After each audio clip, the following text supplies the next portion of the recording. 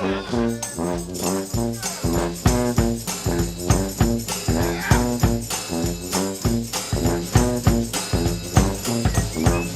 gonna get two ones. I'll do it real quick.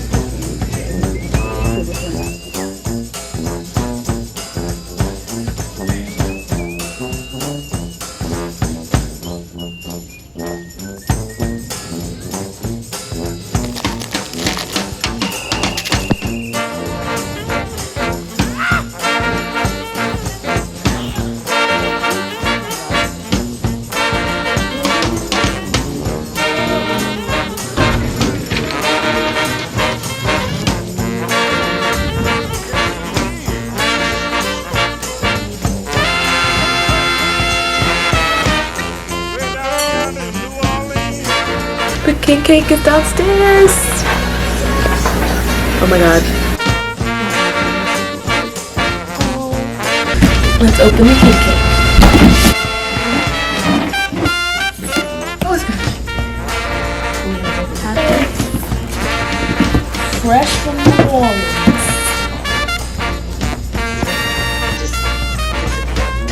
Okay. And what's the best way to take this shrimp? Oh my god. What's the best way? Do I need to like cut it or something when I take the shrimp off? It should just come off easily. Yeah, but the rest of the shell, like. Okay, so here's a little bit of what we've got going on. It's kind of in that limbo phase of things are soaking, resting, cooking. So, okay, let's see. We have the seafood stock right here for the gumbo. Ooh, look at that. It's literally, I was coming up the stairs. Oh, look at that.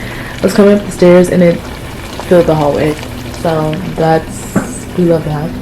Over here we've got our red beans soaking for the red beans and rice. It's been probably about 4-5 hours.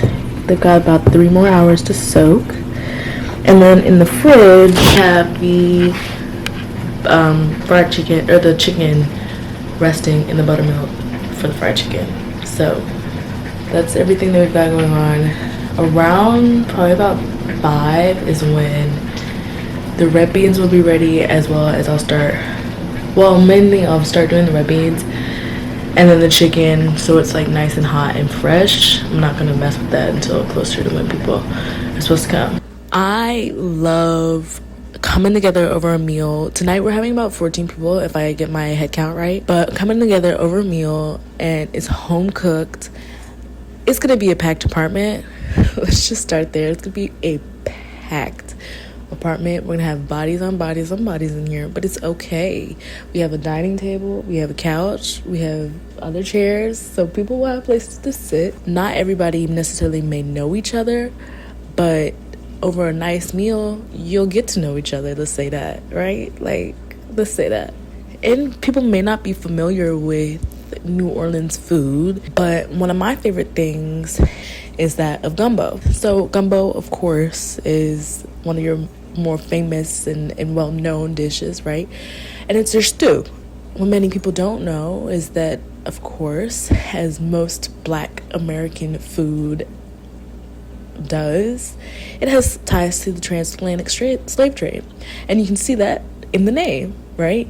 The name is gumbo. It comes from, or originates from, the Wolof word of gombo, an O instead of a U. That word gombo translates to okra. And so okra, which is very popular in Black Southern cuisine. My mother doesn't like it as much, but my dad can mess up a bowl of okra, and he loves okra. He likes fried okra. But in the case of gumbo, if you were to make it in your gumbo, in older recipes of gumbo, your okra would be that thickening agent.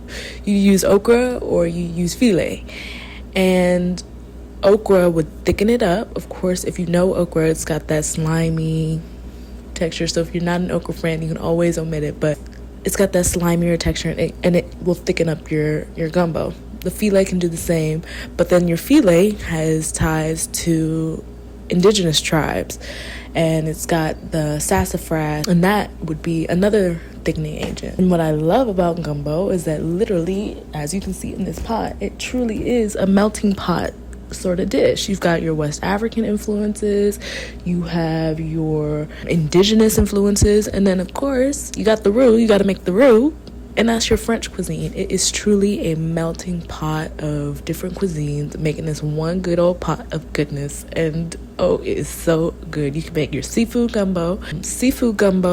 You have your crab, oysters, shrimp, honestly anything you want.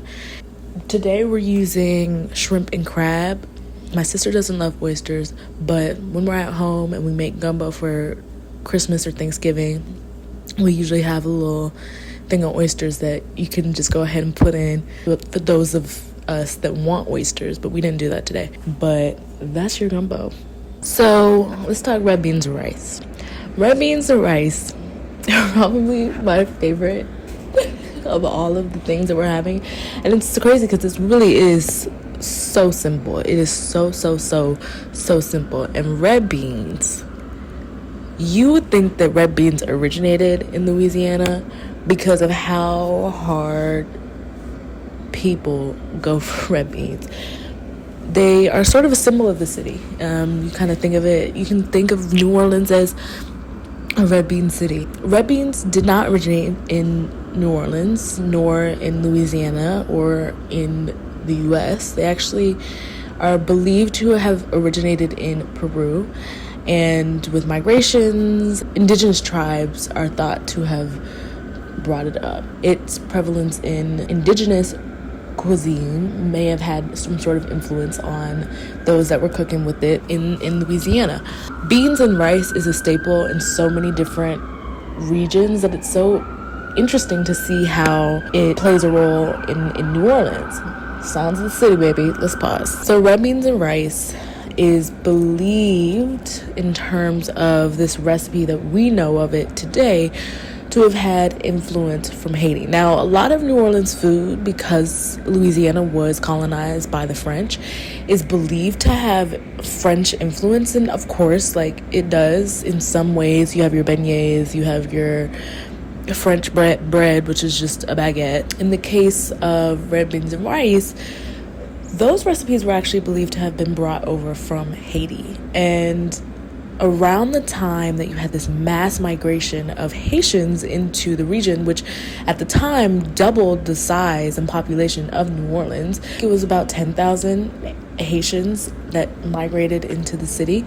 Of course, they're going to bring along their meals and their traditions. Now, for red beans and rice in New Orleans, you have your holy trinity, as they might call it, and that's green bell pepper, celery, and onions.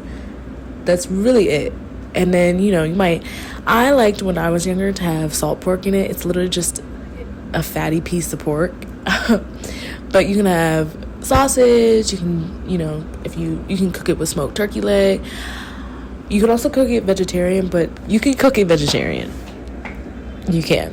So that's your red beans and rice. One thing that I forgot to mention is that Mondays were typically your red bean days because it was also laundry day, and so you could just toss that pot of red beans on the stove, set it and forget it, and come back when you're done with all of your chores and you already have a meal ready to go. Also, because it was Monday, whatever meat you had from your Sunday roast, you could just pop that in your pot as well. Ham hocks, turkey legs, whatever you ate, and boom, dinner's served.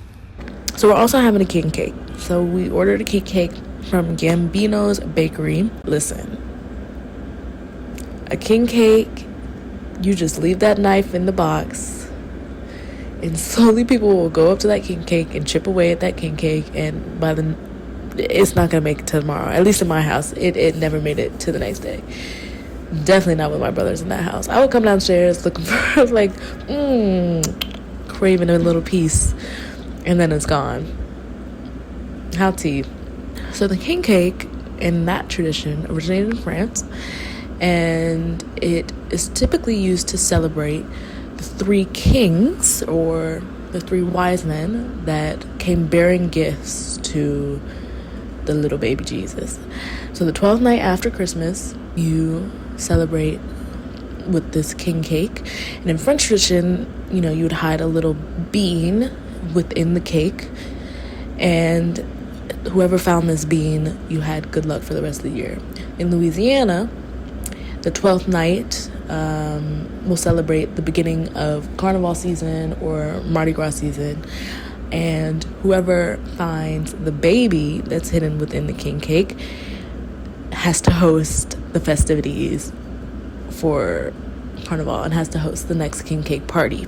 It's also shaped in a circle to signify the circular route that those three kings made in order to find the Christ child. So those are all the facts that we're kind of running into. I think it's important to know where our food comes from and the traditions that allow them to prosper and live on, and I'm excited to eat tonight. I hope you're excited too.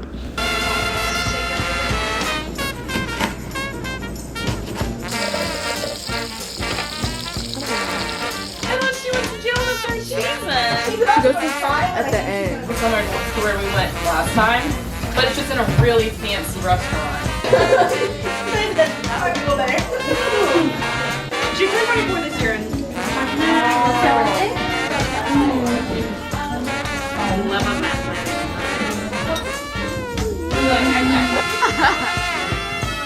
$17 after this. Well, I kind of like cut into it a little bit. Cheers to our wonderful hostesses and chefs.